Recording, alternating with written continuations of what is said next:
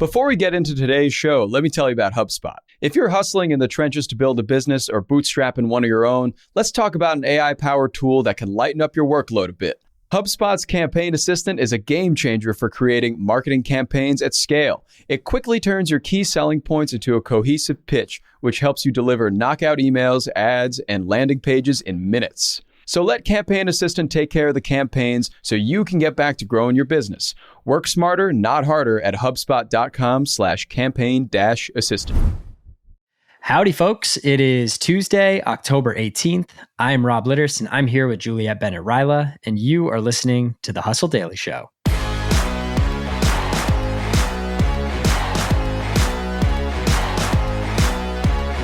Today, we're going to talk about gas. Not the gas that goes in your car, but a different gas, a social media app that is taking high schools by storm. But before that, Juliet is going to tell us about some brewing drama at Dunkin Donuts over some of the updates that they made to their rewards program. Before we get into all that, let's take a quick look at what else is going on in the world of business and tech. First up, Shein, the fast fashion unicorn, announced a resale platform called Shein Exchange, where users can buy or sell used items through the fast fashion's retailer app. This is a huge step for Shein and really a step in the right direction for the company. Critics have considered them one of the biggest contributors to the environmental impact of fast fashion, and it's no wonder. The company churns out around 10,000 items a day, many of which are made out of materials that are really, really hard to break down for recycling, which, as you can imagine, creates a bit of an environmental nightmare. Next, we have a couple big news items out of the pharmacy space. First, CVS will slash prices on store-branded menstrual products by 25% and pay the sales tax for customers in the 12 states that tax period products in an effort to alleviate the pink tax.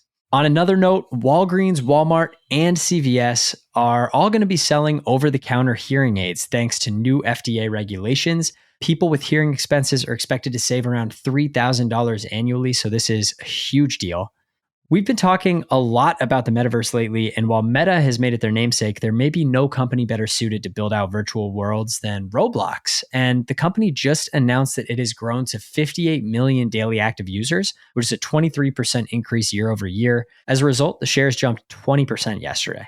A couple other quick things. Cyberdontics raised $15 million for a surgery bot that it claims can perform root canals and other dental procedures in minutes. I will not be the first person to try that out, but I'll take their word for it. And lastly, Kanye West, who was recently booted from Twitter for anti-Semitic comments, will acquire the right-wing social media platform Parler. And with that, let's talk coffee.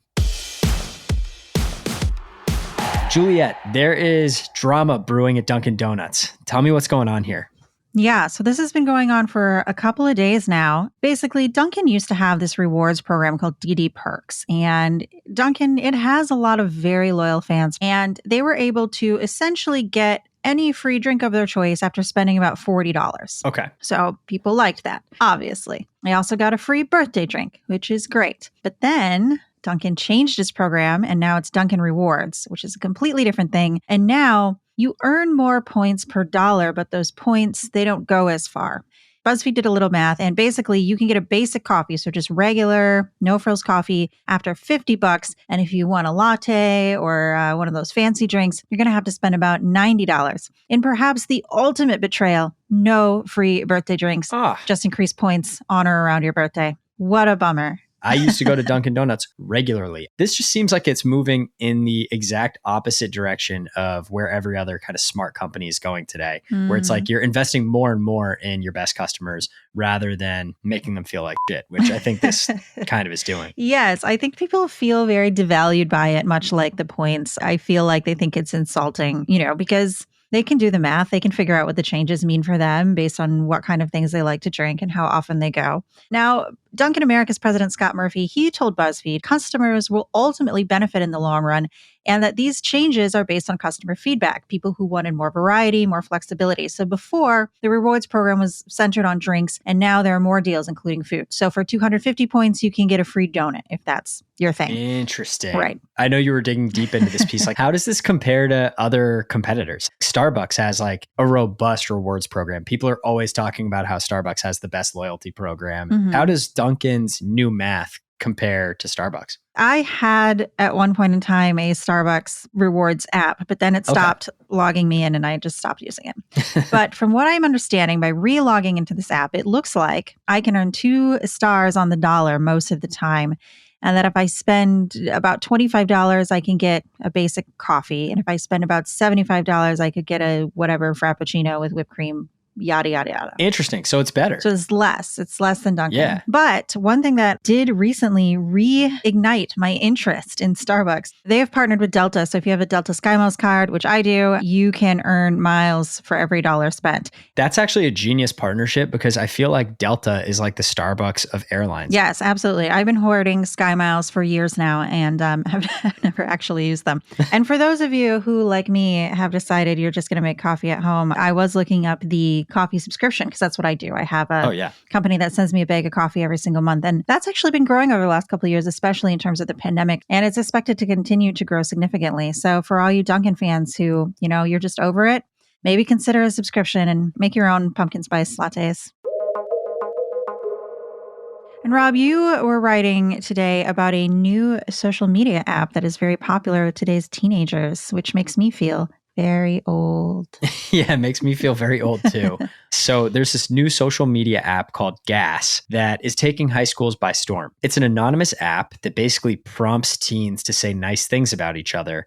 And it just hit number 1 on the free app listing in the App Store, which is crazy. And if that concept of getting prompted to say nice things about each other sounds familiar, it's because the founder of Gas is this guy, Nikita Beer, who also founded an app called TBH, which did the exact same thing back in 2017 and got acquired by Facebook. The app ultimately got shut down in 2018, but it was pitched as kind of Facebook's next Instagram back in the day, which is kind of crazy. I was like in kindergarten, if you said something mean on the playground, the teacher would force you to give 3 put-ups for every 1 put down. Nice. So I feel like this is a proven method, perhaps. How exactly does this app work, though? Yeah, so the app uses location data to let users choose their high school. So basically, you're only allowed to comment on people that go to your high school. And apparently they have like security measures that will be able to tell if somebody's lying. So if you say that you go to a certain high school, but that none of your contacts align with the people that they have from that high school, then they won't let you get into that high school, basically. Okay. So once you're on, users basically get served with these multiple choice questions about fellow students with superlative style answers. For example, like, this person is the most beautiful person you've ever met, or is most likely to move back to their hometown after they graduate, or, whatever, like anything like that. And then users are anonymous by default, but they can upgrade to a version that lets them see who said what about them. So far, the app has racked up over 500,000 downloads since August, and it's only in 12 states so far, which is just crazy to me. So by the time this thing goes like fully live across the US, I feel like those numbers are going to be much, much higher. Yeah. That's impressive. But I have to wonder if it's actually doing anything. Like, are people actually feeling uplifted by getting compliments from their peers? Or is it helping them feel better? Is it fostering a greater sense of community? Like, how's it all working?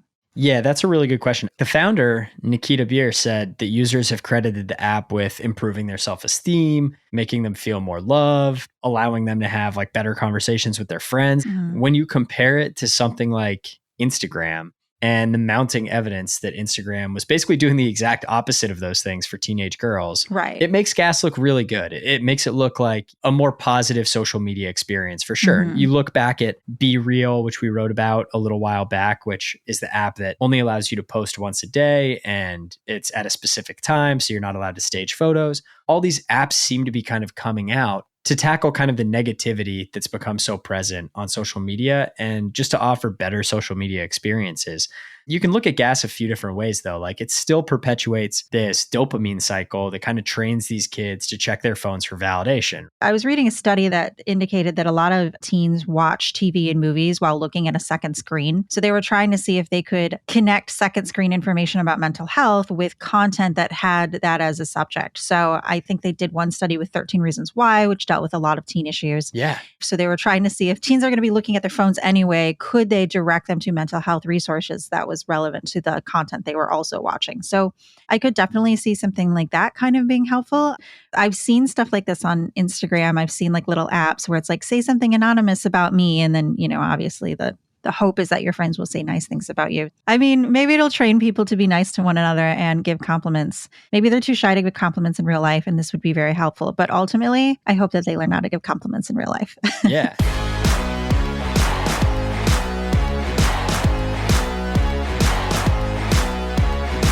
All right, that's going to do it for us today. Thank you all for tuning into the Hustle Daily Show. We are a proud part of the HubSpot Podcast Network. Our editor today is Robert Hartwig, and our executive producer is Darren Clark. We've got a lot more tech and business coverage in our newsletter. If you're not subscribed, what are you doing? Go get yourself signed up at thehustle.co/email. Have a terrific Tuesday, and we will see you tomorrow.